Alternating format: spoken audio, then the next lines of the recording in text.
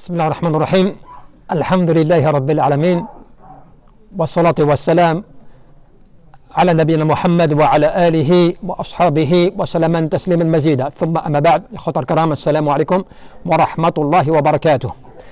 وقال جل في علا في كتابه: فاستبقوا الخيرات. وقال جل في علا: إنهم كانوا يسارعون في الخيرات. وهذا عباد الله يدل على أن الخيرات ليست خيرة واحدة، يعني بل طرق كثيرة. Allah Jalla fi'ala nous rappelle, vous savez, dans ces deux versets que j'ai cités, et précipitez-vous ou bien allez, donc soyez devanciers dans le fait de faire bien du bien. Ou bien il nous dit: innahum kanu yusari'una fil khayrat. Certes, c'était des gens qui se précipitaient à faire le bien. Donc ces deux versets, ibadallah, ils nous rappellent une chose. Quant au fait que cela, al-khayrat, ce n'est pas quelque chose qui est limité à un seul aspect. Au contraire, il y a plusieurs formes, différentes formes de bien. Et c'est comme ça, ibadallah, que beaucoup de gens aujourd'hui, par exemple, ne profitent pas de faire le bien au maximum. Maintenant, tu vas t'occuper, fais al-mu'amalat dans les affaires sociales, dans le business, les choses comme cela qui sont permises en soi. Voilà, tu vas délaisser al-khayrat, beaucoup de bien que tu peux faire. Maintenant, tu vas essayer, si tu le peux, quand tu as du temps, d'aller à la mosquée, faire des salawat, bil jama'a, en groupe, ou bien tu vas faire des actes surérogatoires et des choses comme cela, qui vont être utiles pour toi. Auprès d'Allah, cela va être important. N'oublie pas que Allah, il ne t'appelle pas à t'enrichir. Allah Azza wa Jal, par rapport à dunya, il ne t'appelle pas à t'enrichir, à ce que tu deviennes le plus riche, le plus fort, hein, le plus influençant.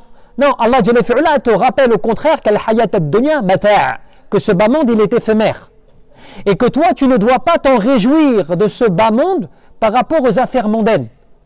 Allahu yabsutu rizqan liman yasha' wa yaqdir. وفارحوا بالحياة الدنيا وفارحوا بالحياة الدنيا وما الحياة الدنيا في الآخرة إلا متاع. Allah Jalla fi'ala te dit que c'est lui qui subvient aux besoins de ses créatures comme il le veut. Mais il te dit, et cela de manière péjorative vis-à-vis de ceux qui s'y adonnent, il te dit, mais ils se réjouissent de ce bas monde. C'est en fait ceux qui profitent de ce bas monde, qui ne croient pas en Allah Jalla fi'ala, qui n'agissent pas, eh bien ils se réjouissent de ce bas monde. Quelque part pour dire que, eh bien, ils se plaisent, ils sont contents de ce qu'ils ont de ce bas monde. Et Allah Jalla fi'ala, il te renvoie comme une réalité à laquelle il faut que tu te rappelles en te disant: mais qu'est-ce que ce bas monde par rapport à l'au-delà, si ce n'est qu'une jouissance trompeuse ou temporaire. Comme quand Allah Jalla fi'ala te dit: Alhaakumut takathur hatta zurtumul maqabir. Vous vous précipitez donc à courir après les richesses mondaines. Vous êtes donc dans la course aux richesses, jusqu'à temps que vous visitiez Ziyara, que vous visitiez Al-Qubur, les tombes. Parce que c'est la tombe qui va te faire rendre compte, eh bien, que ce que tu as fait dans ce bas monde, désormais, est-ce que ça pèse ou pas de tes œuvres, tu vois? Est-ce que de tout ce que tu t'es adonné dans ce bas monde, est-ce que maintenant ça te sert? Tu as couru après de dunya, tu as voulu la richesse, tout cela, mais est-ce que maintenant ça te sert? Donc Allah Jalla fi'ala te dit, eh bien, vous courez après la richesse de ce bas monde. Jusqu'à temps. Cela pour dire quoi? C'est comme jawab, comme une réponse. Vous courez après la richesse de ce bas monde? Eh bien, jusqu'à temps que vous rencontriez ou que vous visitiez les tombes. Pour dire que, eh bien, cette richesse à laquelle vous courez, celle-ci ne vous amènera pas à la vérité du bonheur. Et cela, vous allez le comprendre quand vous allez visiter vos tombes. Bien sûr, en dehors de celui qu'aura fait al-amal al-salih, les bonnes œuvres. Puisqu'Allah Jalla fi'ala nous a mis en garde. Al-mal wal-banoun. زينة الحياة الدنيا والباقيات الصالحات خير عند ربك ثوابا وخير أملا. Ce bas monde, les biens et les enfants, tout cela ne sont que l'apparence, que la décoration, que l'ornement, la vitrine, tu vois, de ce bas monde. Mais ceux qui auront fait al-baqiyat as-salihat, qui sont les œuvres qui vont peser dans la balance, c'est celles-ci qui vont avoir une valeur auprès d'Allah Jalla fi'ala. Tu vois, c'est celle-ci. Allah Jalla fi'ala te dit que même par rapport à ceux qu'il a éprouvés, par rapport à ce bas monde, pourquoi il a fait cela? ayyuhum ahsanu amala, pour voir de quelle manière ils vont se comporter. Alors on vous a embelli à dunya, on vous a mis tout cela et tout, mais vous n'en profitez pas à bon escient. Vous gaspillez votre énergie, votre temps et votre argent à des choses qui ne vont pas vous servir. Yawm al-qiyamah, amam Allah subhanahu wa ta'ala. Mais cela, vous ne le savez pas, jusqu'à temps que vous visitiez al-qubur, les tombes. Parce que les tombes, c'est là que tu vas te rendre compte véritablement, eh bien, est-ce que ce que tu as fait fit dunya, c'est utile ou pas? Est-ce que ça va t'aider ou pas? Tu vois? Et c'est comme ça que même Allah, quand il te parle même de tijara, du commerce, hein, dans le Coran, il te parle d'une forme de commerce qui est liée à l'ibad, à l'adoration d'Allah Azza wa Jal. Tu vois, quand il te dit Ya ayyuhal ladina amanu, hal adulukum ala tijaratin tunjikum min adabin alim, tu'minuna billahi wa rasulih, wa tujahiduna fi sabilillah, bi amwalikum wa anfusikum, dalikum khairun lakum in kuntum ta'lamun. Allah Jalla fi'ala, il te rappelle, te dit, oh vous les porteurs de la foi, vous les croyants, voulez-vous que je vous informe d'un commerce qui va vous préserver, vous protéger d'un châtiment douloureux, donc du feu de l'enfer. Allah Jalla fi'ala te parle de tijara pour une protection d'un châtiment douloureux. Subhanallah. Tu vois, il ne t'a pas dit, quelque chose comme du genre, fais des bonnes actions, dans le sens où fais tes prières, des choses comme cela. Non, il te dit, tu veux un commerce. Est-ce que tu veux une transaction, un commerce qui va te permettre de te protéger du feu de l'enfer, d'un châtiment douloureux?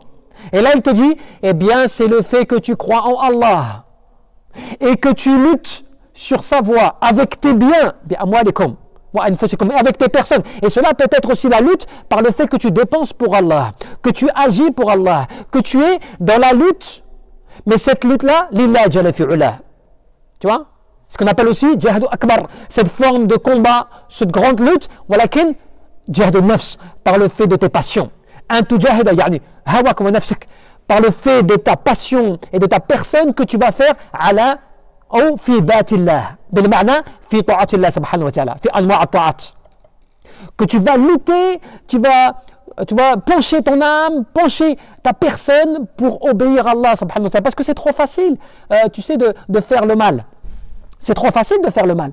Tu vas dehors, tu fais ce que tu veux, ton argent, tu achètes n'importe quoi, tu le dépenses n'importe comment, ton temps, tu le gâches à faire n'importe comment. Tu vas faire n'importe quoi avec ton temps. Tout cela, c'est facile, toi, tu peux t'adonner à ce que tu veux, fais de dunya. Mais le plus dur, c'est que tout cela, tu le retiens. Tu vois, tu le retiens pour Allah subhanahu wa ta'ala. Tu ne le dépenses pas si ce n'est que pour Allah jalla fi'ala. Tu vois? Que tu ne fasses pas n'importe quoi, lillah jalla fi'ala, pour Allah azza wa jal. Cela, c'est une lutte et ça demande de la patience. Ya ayyuhalladhina amanu, sta'inu bis-sabr was-salah.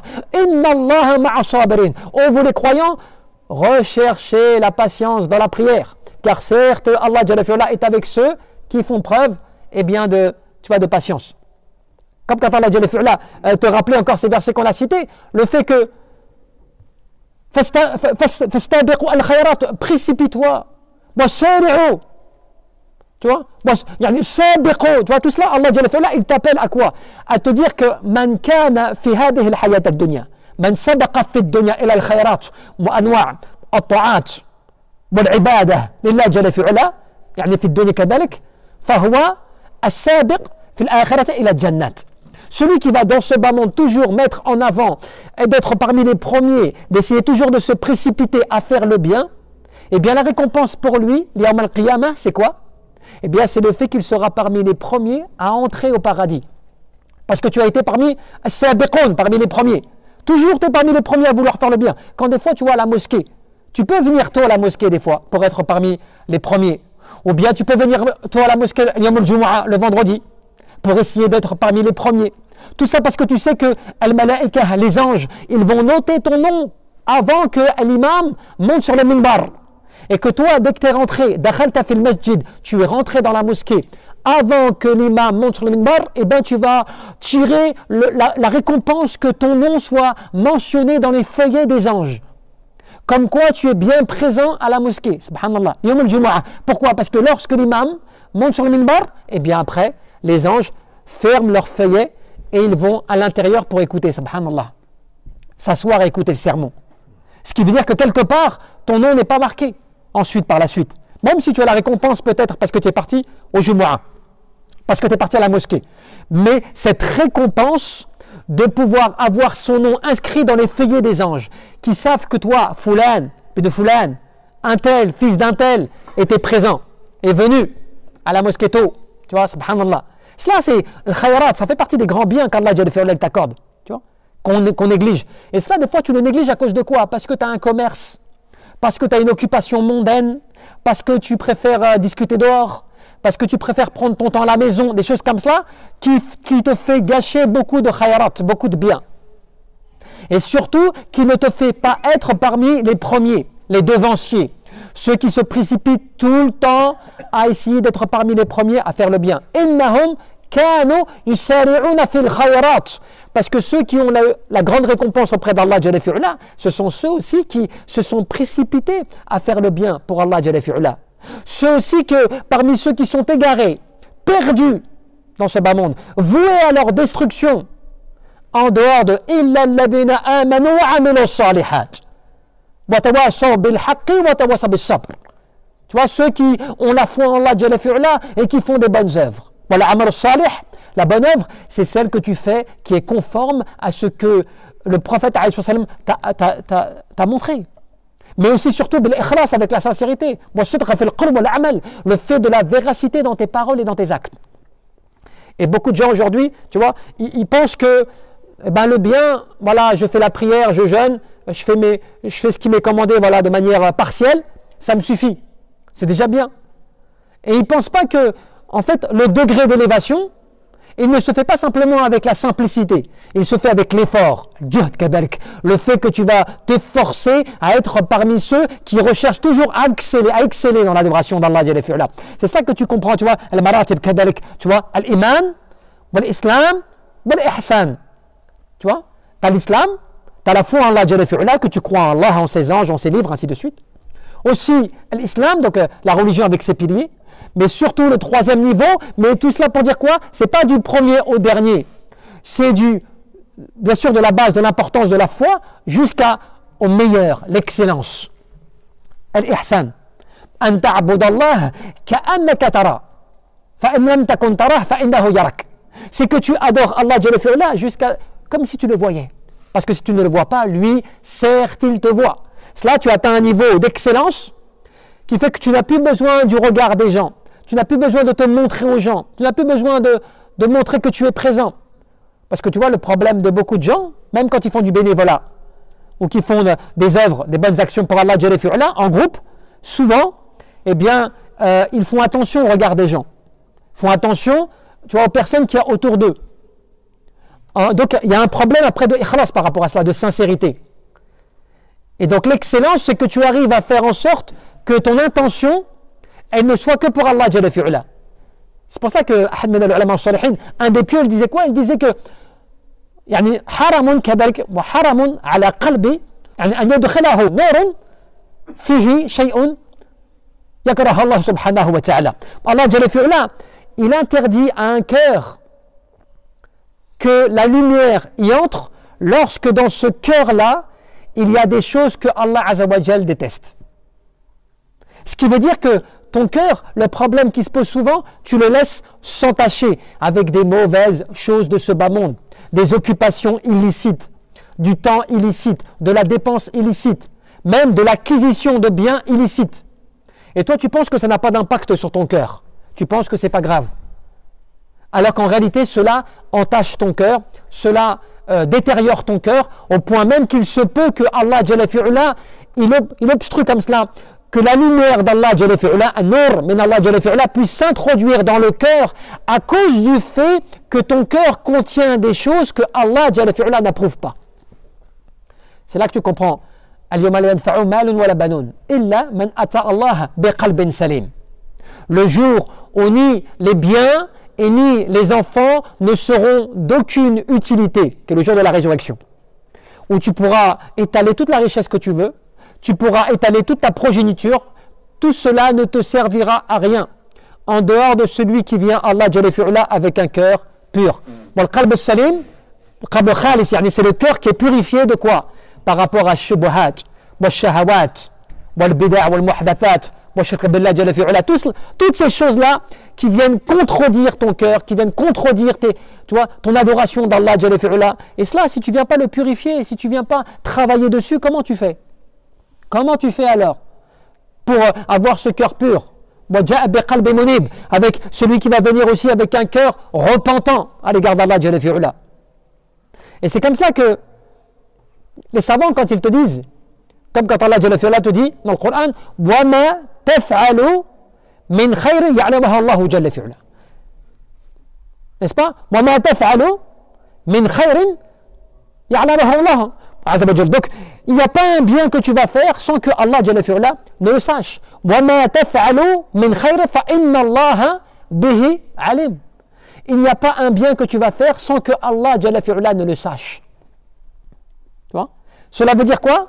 Cela veut dire que, eh bien, والآيات كذلك يعني في هذا كثيرة. Tu as beaucoup de versets où Allah جل في علا, il te montre, il t'explicite comme cela dans le Coran le fait que tout ce que tu vas faire en bonne action, en bonne œuvre, tout ce que tu vas dépenser pour Allah, le temps que tu vas sacrifier pour Allah Azzawajal, tout cela, eh bien, ne sera pas perdu. Tout cela va peser dans ta balance. Tout cela te sera utile, premièrement, dans ta tombe, et deuxièmement, lorsque tu seras ressuscité, et que tu seras heureux de voir la blancheur de tes œuvres, la blancheur de ton visage, la blancheur de toutes tes dépenses et tes actions, et ton temps, tout cela que tu as dépensé pour Allah Jalla fi'ula. Tu vas retrouver tout cela avec une joie extraordinaire que tu n'auras même pas imaginé toi, parce que tu ne peux pas l'imaginer, ce bienfait d'Allah Jalla fi'ula, yawm al-qiyamah. Tout cela, de là, tu ne vas plus regretter tout ce que tu auras dépensé, voire même, tu aurais espéré, du coup, revenir en arrière pour faire plus encore, pour dépenser encore plus et consacrer encore plus de temps pour Allah, subhanahu wa ta'ala, quand tu vas te rendre compte de tout cela, comment Allah Jalla fi'ula te l'a récompensé et te l'a élevé auprès de lui, subhanallah.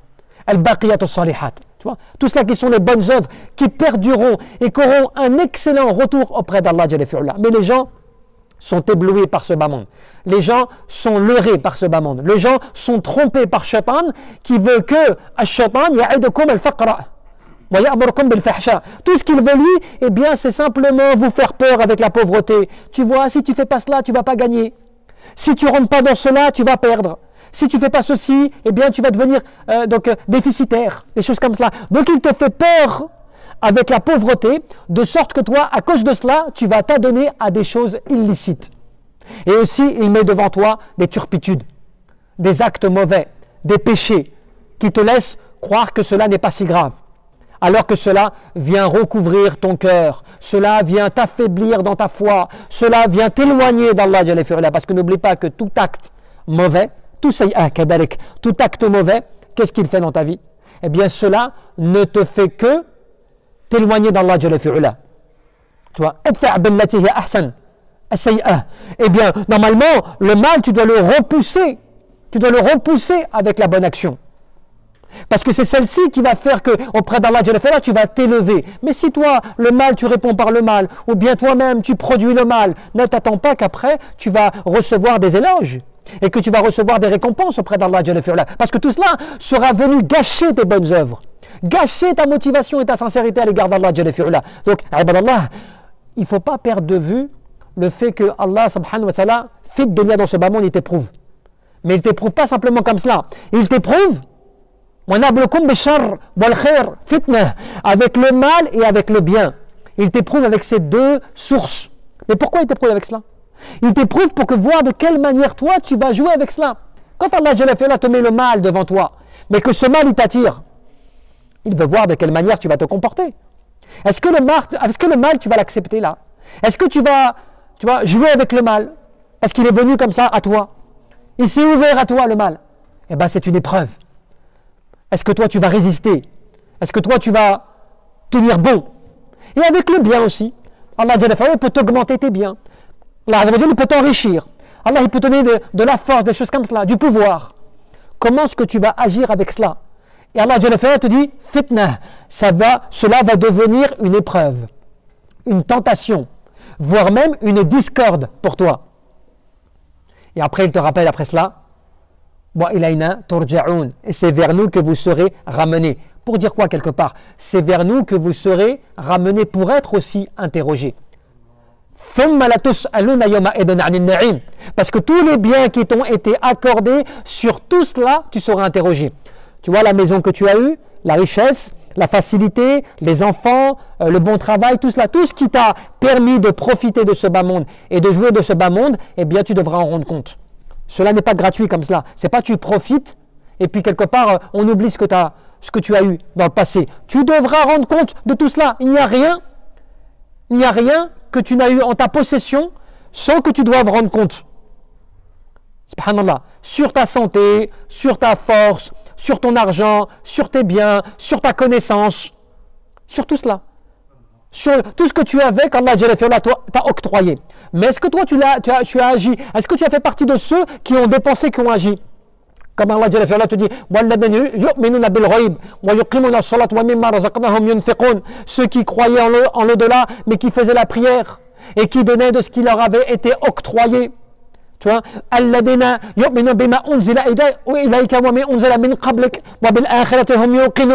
ceux qui ont la foi en ce qui t'a été révélé et ce qui a été révélé avant toi, et par rapport à l'au-delà, ils en ont une ferme certitude, ils en ont une ferme conviction. Ils savent ce qu'il en est de l'au-delà. Ils sont convaincus des comptes qu'ils devront rendre. Tout cela, mes frères, eh bien, ça doit nous pousser à réfléchir et à nous dire quel commerce tu veux maintenant, toi. Qu'est-ce que tu recherches dans ce bas monde? Qu'est-ce que tu veux être bénéficiaire de quoi? De ce bas monde ou bénéficiaire dans l'au-delà? Est-ce que tu veux devenir riche dans ce bas monde ou riche dans l'au-delà? Est-ce que tu veux être sauvé dans ce bas monde par les biens, l'argent et tout, ou est-ce que tu vas être sauvé dans l'au-delà? Tout cela, eh bien, Allah Jalla fi'ala, il te le détaille dans le Coran. Et le prophète sallallahu alayhi wa sallam te l'a démontré par son comportement, par sa vie austère qu'il avait aussi par rapport à ce bas monde, et comment il te l'a décrit. Tout cela, il te l'a montré pour que tu saches. Que tu saches qu'il ne faut pas que tu sois leurré par ce bas monde. Parce que de toute façon, tu devras rendre des comptes sur tout cela. Et ne perds pas l'objectif final, la satisfaction d'Allah, le fait que Allah il accepte tes œuvres, que tu dépenses pour lui, que tu te consacres à lui, que tu sois pour lui et que tu n'oublies pas les raisons pour lesquelles tu as été créé. Tu vois? Allahu a'lam, tabaraka wa ta'ala, an yarzuqana al-ikhlas fil qalb wal amal wan niyyah.